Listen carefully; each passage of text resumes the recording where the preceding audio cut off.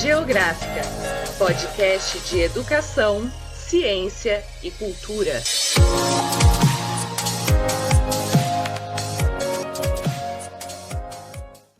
Olá a todos, olá a todas, muito bem-vindos e bem-vindas a mais um programa da Rádio Geográfica.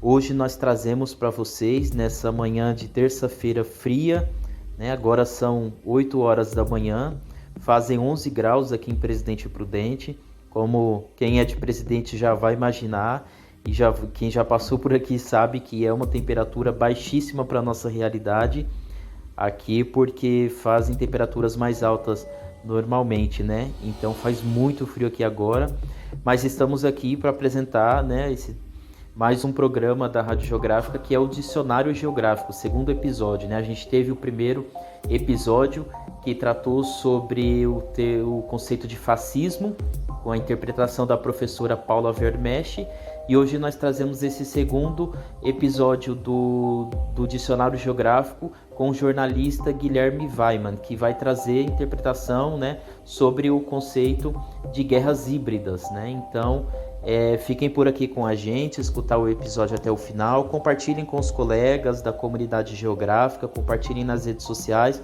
nos sigam nas redes sociais, no Spotify, no Instagram, no Facebook, no YouTube, e tamo junto, surgiram novos temas e tudo mais, e agora fica aqui com vocês a participação do Guilherme. Bem-vindo, Guilherme.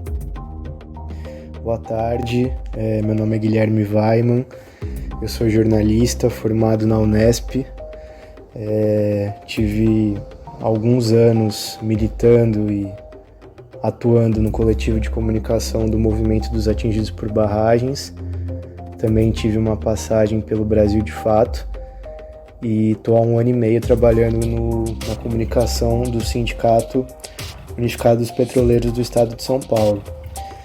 Também desde o início desse ano eu estou fazendo um curso de especialização Lato Sensu na FESP, na Faculdade Escola de Sociologia e Política de São Paulo, um curso de Política e Relações Internacionais. Bom, foi justamente no curso que eu tive contato com a guerra híbrida, com o termo guerra híbrida e com a sua complexidade. Eu não sou um especialista no assunto, mas vou tentar falar um pouquinho do que eu já estudei, li e também ouvi sobre o assunto. Bom, acho que existe primeiro 2 perspectivas, uma internacional, de onde surge o termo, etc. Primeiro, acho que é bom falar que não existe um consenso, E justamente não existe um consenso nem entre pesquisadores e muito menos dos estados, porque a guerra híbrida tem como uma das principais características a obliteração dos sujeitos, ou seja, o disfarce dos sujeitos, Os sujeitos que praticam a guerra híbrida, eles não se assumem, Então, basicamente, existem 2 correntes teóricas, 2 conceituações da guerra híbrida. Uma que acusa os Estados Unidos de praticar a guerra híbrida, principalmente de teóricos ou de especialistas, se não russos, pelo menos radicados na Rússia, e outra que acusa a Rússia de praticar a guerra híbrida, que são teóricos norte-americanos, principalmente de think tanks, que estudam o termo da guerra, Tem uma especial que é a Rand Corporation, e então tem essa dupla acusação, de cada um dos países praticar a guerra híbrida. Tem um livro que explica um pouco a partir da perspectiva russa, de que os Estados Unidos estaria praticando a guerra híbrida na região da Eurásia, principalmente ali na conceituação geopolítica do Brzezinski. E daí Esse livro foi feito pelo Andrew Korykbo, que é um norte-americano radicado na Rússia, que é jornalista do Sputnik News. O livro chama Guerra Híbrida, das Revoluções Coloridas às Guerras Não Convencionais. Ele foi lançado pela Expressão Popular em 2018, se eu não me engano. E ele, segundo o livro, né, segundo a contextualização do Korykbo, existem duas formas, né, que se dá a guerra híbrida. Que principalmente começa com revoluções coloridas, né? E ele define revoluções coloridas como uma série de mecanismos, né, que os Estados Unidos principalmente incentiva, né, organizações locais a fazer, né? Então é muito umas táticas via redes sociais, né? Começa pelas redes sociais de desestabilização do governo, de dissimulação, de acusações, de implantação de mentiras, né? De as famosas fake news, né? Então eles disparam uma série de mecanismos, né? Que eles chamam de revolução colorida. A revolução colorida pode escalar para uma guerra não convencional, né? Que já seria uma luta armada, via mercenários, por exemplo, ou guerrilhas, ou terroristas, enfim, a própria conceituação, né, do campo de segurança e defesa é muito ideológica, né? Então, o que seriam terroristas ou o que seria grupos insurgentes, por exemplo, né? Depende muito do ponto de vista.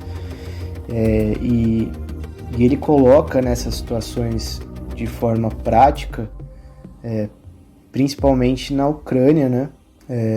Que se deu assim de uma forma muito explícita, né? A guerra híbrida, assim. E é uma forma em outros lugares também, né? Mas ali a Ucrânia acho que é o mais explícito, né? Essa estratégia norte-americana. E por que, né, os Estados Unidos decidiu fazer isso? Porque ele percebeu que é uma maneira muito mais barata, muito mais rentável, tanto do ponto de vista financeiro, econômico, como também político, né? Ele conseguir desestabilizar toda uma região que está no entorno da Rússia, que é extremamente importante dentro da perspectiva geopolítica, de uma forma velada, né? Então é um conceito de uma liderança velada. E daí tem uma série de contextualizações em relação a como surgiu, né, esse conceito, e ele não é necessariamente novo, né? Eu acho que elementos da guerra híbrida já estão sendo gestados há muitos anos, né? E tem uma série de teóricos, né, que englobam as bases fundamentais da guerra híbrida. Mas eu acho que a guerra híbrida é justamente isso, né? Ela é uma amálgama, né? Ela é uma síntese de todas as guerras anteriores, assim, né? Existe uma outra contextualização também das gerações de guerra, né? A primeira, a segunda, a terceira, a quarta, e talvez alguns teóricos apontam que a gente estaria indo para a quinta geração, né? Que seria justamente a guerra híbrida. Então tem o William Lind, né, que é um dos teóricos que conceitualiza essas gerações de guerra.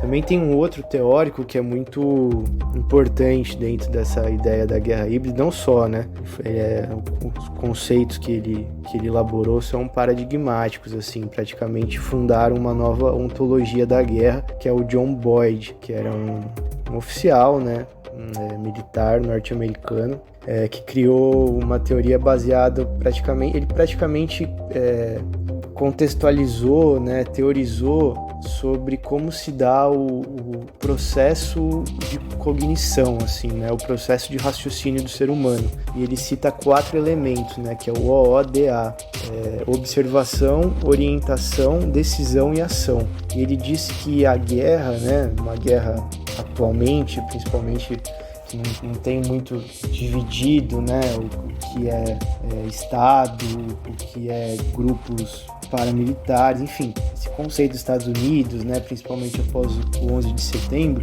ele contextualiza que a guerra deveria se dar, ele é dos anos 80 ainda, né, mas está sendo muito mais utilizado nos dias de hoje, a partir do processo de interrupção desse ciclo OODA, observação, orientação, decisão e ação do inimigo, ou seja, você romper com o processo cognitivo do inimigo para gerar confusão, caos e tudo isso. Então, enfim, acho que não precisa se aprofundar totalmente, né? Mas existem vários teóricos assim, né, que estão na base da teoria que formam essa guerra híbrida. E é importante dizer que assim, a guerra híbrida ela não é ela surge como uma modalidade de guerra, né? Então ela não é uma teoria. Ela surge como uma modalidade de guerra que pretende se postasiar, ou seja, ela pretende se transformar em dado concreto, né?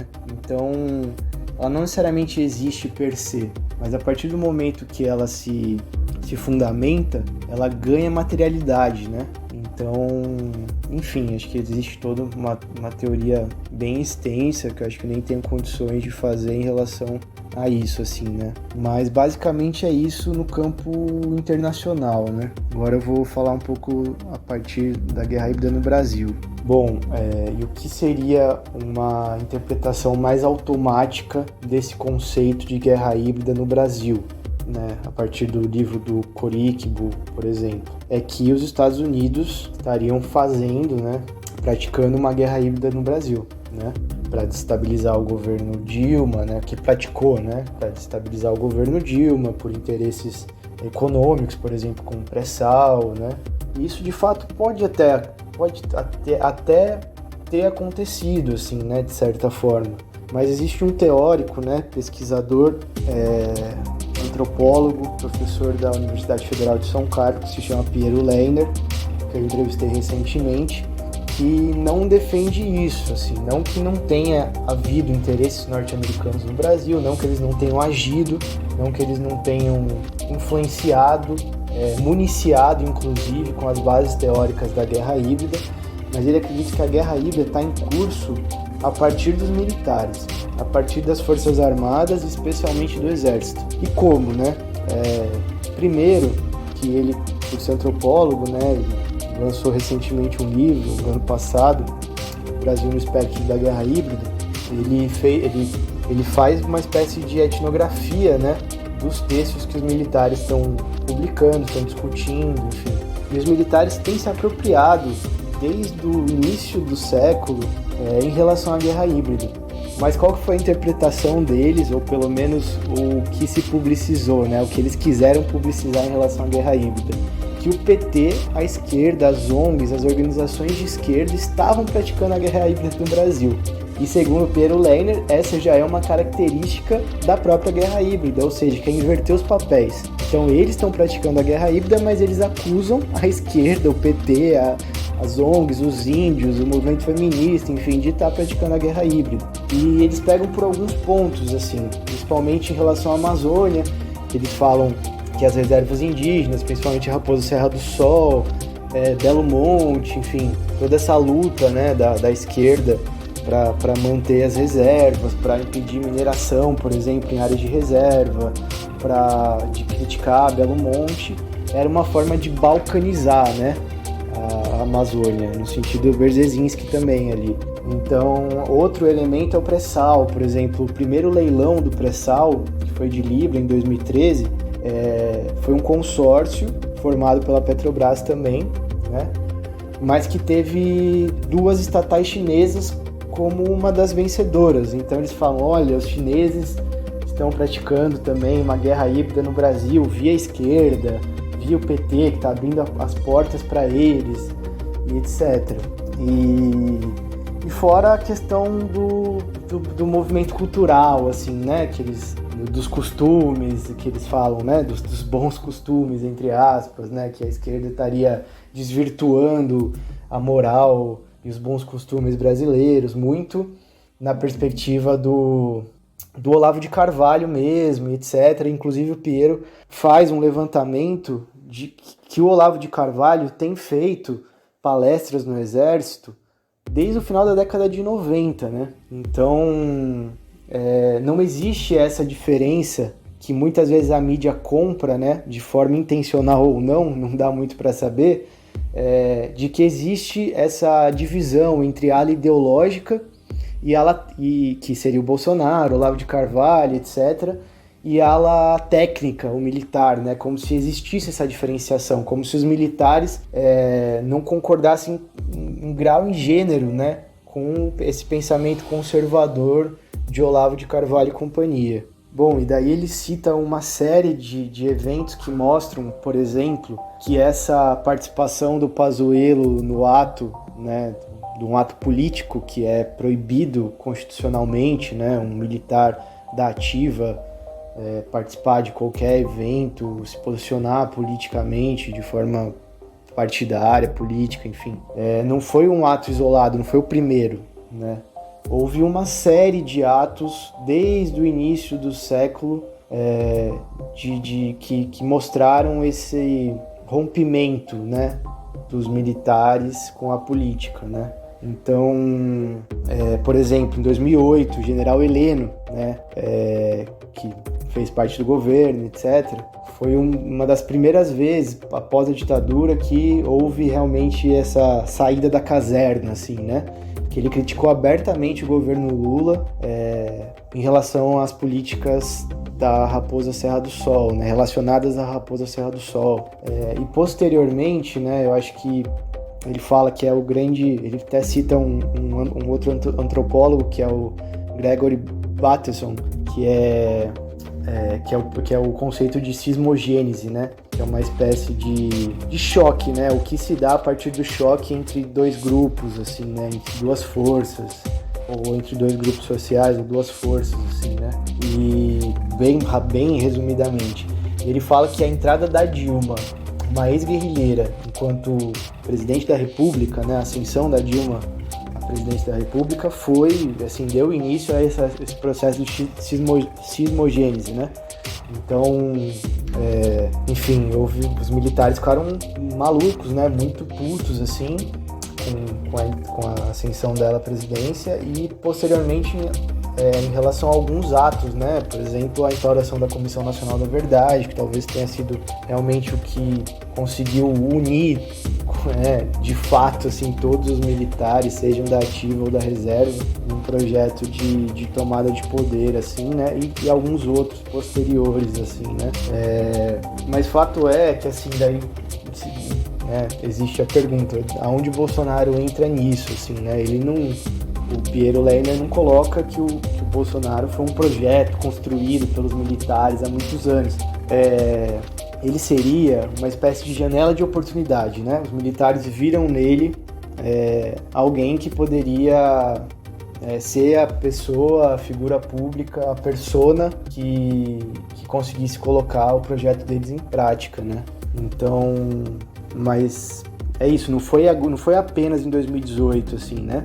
Ele resgata, por exemplo, uma participação do Bolsonaro na formatura de cadetes da AMAN, dos Agulhas Negras, em 2014, 2 semanas após a eleição. Bolsonaro, um deputado de extrema-direita, PSL, é recebido numa unidade militar, o que é proibido, e nesse vídeo ele fala, né, tipo, ele é recebido como um mito e tal, e ele fala, a gente vai chegar em 2018, ele fala até alguma coisa assim, que algumas vidas vão ser perdidas, muito esforço vai ter que ser feito, mas que ele vai conseguir, né, eles vão conseguir chegar no poder em 2018. Então, basicamente é isso, assim, e ele coloca que o Bolsonaro seria uma espécie de para-raio, né, de um incêndio, né, ou de um incendiário que o exército a qualquer momento, né, o exército principalmente, mas os militares de uma maneira geral, as forças armadas, poderiam apagar, né, aparecer como bombeiros. Então a gente vê esse processo, né, um pouco assim, de alguns militares que sempre se colocam um pouco mais como democráticos, apesar da gente saber,